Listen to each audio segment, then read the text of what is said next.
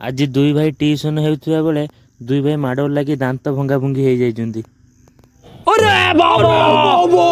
Hello guys, जय Jagannath, welcome to my new mini blog.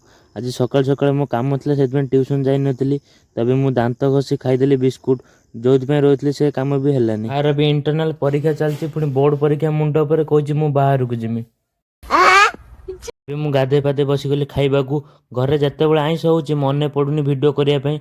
आगे तो बस हाँ हाँ हे खाई सारा पर मन पड़ी भिडियो करने। देखने को खंडिया खंडिया माछ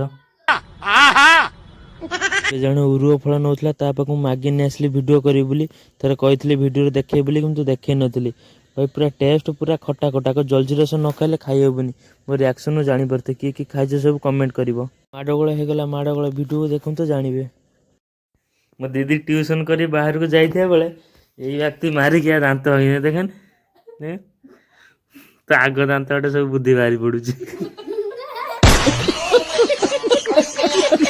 मुझे किचन को जाए बनईदेली गरम गरम ईपी पियाज और बंधा कोबी कंचा अच्छे कहीं कंचा रही बंधा कोबी भल लगे तो ट्राए करवा कोड़िया लगुच।